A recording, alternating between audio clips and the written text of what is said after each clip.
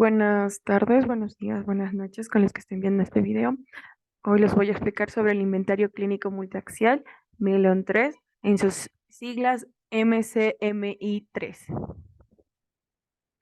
Bien, este inventario es una herramienta de evaluación constante de constante desarrollo. Básicamente se encarga de reflejar las características más duraderas de la personalidad y los desórdenes clínicos. Evalúa, de acuerdo al DSM, trastornos del eje 1 de la clasificación del DSM-4, presencia de síndromes clínicos, predominancia de síndromes clínicos, trastornos del eje 2 de la clasificación del DSM-3 y 4, trastornos de la personalidad y rasgos clínicos. Su ficha técnica. Su nombre es MCMI3, Inventario Clínico Multiaxial de Million 3U. Nombre original MCMI3, Million Clínica Multiaxial Inventory.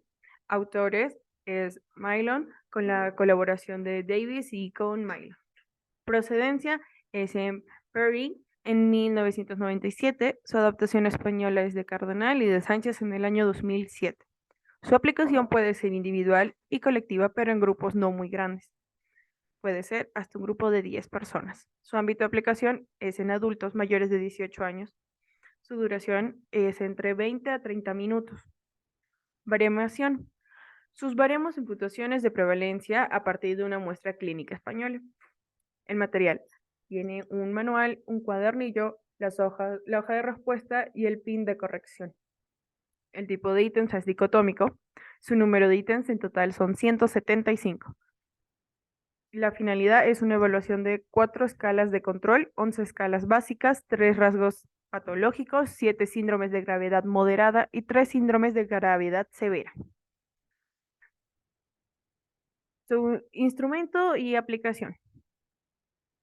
Dentro del manual se les dan unas indicaciones.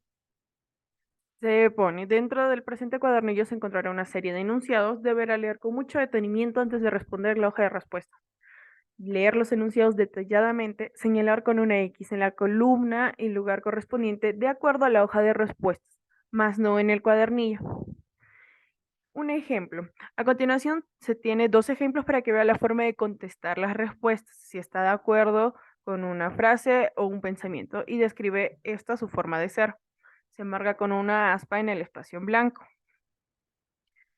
Ejemplo, soy un ser humano, verdadero o falso. En este caso se mantendría en la columna de verdadero de la hoja de respuestas. Ahora, este es el ejemplo de lo que viene en el cuadernillo. Así viene en el cuadernillo con las indicaciones. Estas son las preguntas que les van a aparecer para que los evaluados puedan responderlas. Repito, no se responde en este cuadernillo, sino se responde en la hoja de respuestas. Ahora, existe el formato de Excel para disminuir el tiempo que van a demorar en resolverlo. En este caso, este es uno de los Excels. Hay tres, uno que es mujeres para varones y uno que es de manera general. Este es el de mujeres, solo se tiene que marcar con una X igualmente, si es de verdadero o si el evaluado ha puesto falso, de acuerdo a cada uno de los enunciados. En el de varones lo mismo, se marca si ha puesto verdadero o si es que ha puesto falso. ¿Cuáles son sus correcciones? Se tiene que comprobar que todos los ítems fueron llenados debidamente, es decir, que no quede ni un ítem en blanco. Las respuestas se pasan a las plantillas, de acuerdo al sexo del evaluado. De ahí se dirige a la pestaña de resultados y observa los puntajes, que vendría a ser base rate. Este es el Excel que les mencionaba de manera general. En este caso, esta es la base de resultados. Su clasificación tiene patología moderada de la personalidad, lo cual tiene el 1, viene a ser el esquizoide, 2A, evitativo, 2B, depresivo, 3, dependiente, 4, histriónico, 5, narcisista, 6A, antisocial, 6B, agresivo, más considerado como sádico, 7, compulsivo, 8A, negativista, más considerado como pasivo-agresivo, 8B, autodestructivo, pero es más conocido como masoquista. El esquizoide se trata de la carencia de deseo o incapacidad para experimentar el placer o el dolor. Tiende a ser asocial e indiferente. El 2A, que es el evitativo, manifiesta pocos esfuerzos positivos. Siempre está en alerta. Es muy ansioso con respecto a los aspectos dolorosos y negativos de la vida. Y tiende a negar sus sentimientos y mantener la distancia interpersonal. 2B, que es el depresivo, tiene conducta de radiación, carece de esperanzas para recuperar la alegría y considera que el placer no es posible y el dolor es permanente. El 3, que es el dependiente, recurre a los demás para obtener cuidados y seguridad. Espera que alguien más tome el mando de la situación. Se caracteriza por buscar relaciones en las cuales apoyarse y conseguir afecto y seguridad. Normalmente no poseen iniciativa ni autonomía y espera que alguien más tome el liderazgo. El 4, que es histriónico, tiende a manipular los sucesos de tal manera que le beneficien y le favorezcan. Siempre busca evita buscar la aprobación de los demás. Tiene un comportamiento social de mucha autoconfianza y serenidad.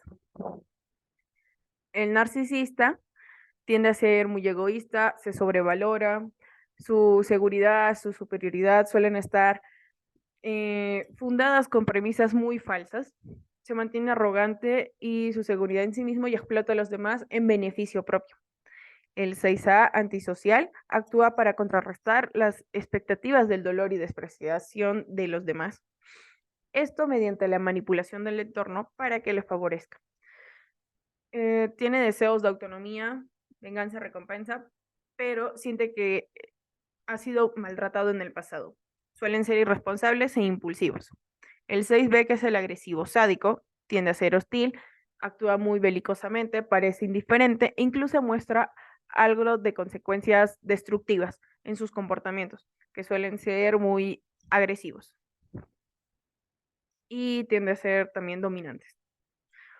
El 7 compulsivo, este es más, más que todo por las condiciones impuestas por los demás. Su conducta viene a ser controlada, muy perfeccionista, se deriva el conflicto de la hostilidad hacia los demás y el temor a la desaprobación social. Suprime el resentimiento y manifiesta un conformismo excesivo. 8A, negativista pasivo-agresivo. Este combate entre las recompensas ofrecidas y las recompensas que él desea. Los conflictos permanecen cerca de la conciencia e invaden su vida cotidiana. Su comportamiento suele ser terco o enfado explosivo. También suele ser combinados con periodos entre culpabilidad y vergüenza. El 6B, que es autodestructivo o masoquista, se relaciona con autosacrificarse. Permite que todos lo puedan explotar y aprovecharse de ellos. Afirma que merece ser avergonzado, humillado para agravar su dolor y angustia. Recuerda activamente que son problemáticos y se sitúan en un plano muy despreciable e inferior. Ahora, la patología severa de la personalidad, que viene a ser esquizotípico, límite y paranoide. El esquizotípico trata de aislamiento social con mínimas obligaciones personales. Piensan de forma tangencial y sus comportamientos son excéntricos, son muy notables. En límite experimentan intensos estados de ánimo, con periodos de apatía, ira, inquietud, euforia. Su estado de ánimo es inestable. En el paranoide muestra desconfianza, áspera irritabilidad, tiene tendencia a la exasperación y a ser muy colérico con los demás. Ahora, síndromes clínicos moderadamente graves. La escala A viene a ser el trastorno de ansiedad. Son sentimientos fóbicos e inquietos, tienden a quejarse de malestares físicos. El trastorno somatomorfo o escala H son dificultades psicológicas que se expresan a través de los canales somáticos. Tiende a tener pérdida de salud y una variedad dramática de dolores en diferentes regiones del cuerpo. Normalmente sus quejas suelen llamar la atención, pretenden llamar la atención. El escala N o el trastorno bipolar tiene una elevada autoestima, facilidad para distraerse y posee un discurso rápido e irritable. Muestra entusiasmo selectivo y exigentes para sus relaciones intrapersonales. Característica de esta muy notable es que poseen cambios de humor demasiado rápidos. La escala de trastorno distímico Es carencia de iniciativa, apatía conductual, baja autoestima, comentarios autodesvalorativos, tiene periodos de depresión, llantos y siente que no puede hacer las tareas ordinarias y rutinarias en la vida. Escala B de dependencia al alcohol son puntuaciones normalmente altas en su historia de alcoholismo. Experimentan malestares tanto en la familia como en el entorno laboral. La escala T tiene dependencia de sustancias, tiende a dificultar reprimir sus impulsos, muestran una alta incapacidad para manejar las consecuencias personales de sus comportamientos. La escala R, trastorno de estrés postraumático, es una amenaza para su vida, reaccionando con miedo e indefensión. Tienen imágenes y emociones asociadas a un trauma que reactivan su suceso original. Los síndromes clínicos graves, la escala doble S, trastorno del pensamiento, lo clasifican como esquizofrénicos, psicosis reactiva breve o esquizofreniformes, dependiendo a la extensión y al curso que vaya el problema. La escala doble C de depresión mayor, estos se deprimen gravemente, poseen temor hacia el futuro, sentimientos de resignación, marcado por cualidades muy agitadas y lamentando su estado triste. Tienen pérdida del apetito, agotamiento, problemas de concentración, dificultad del sueño y sentimientos de inutilidad. Finalmente, la escala WP, trastorno delirante, son considerados como paranoides agudos y llegan a experimentar delirios irracionales. Son de naturaleza celotípica, persecutoria y o de grandeza. Su estado de ánimo es muy hostil y expresan sentimientos de estar sobrecogidos y maltratados. Ahora, dentro de, dentro de los Excel les va a aparecer las escalas de validez. Puede ser validity, ajuste de apertura, deseabilidad, alteración en uno de los Excels y el otro le puede aparecer como sinceridad, deseabilidad social, evaluación y validez. Vamos a hablar de cada uno de ellos. El primero, que es validez, y está clasificado por la V, validity o validez. Si se obtiene puntajes de 2, 3 y 4, entonces vendría a ser inválida la prueba. Si obtiene el puntaje 1, entonces la validez suele ser cuestionable. Y si se obtiene 0, entonces es válido.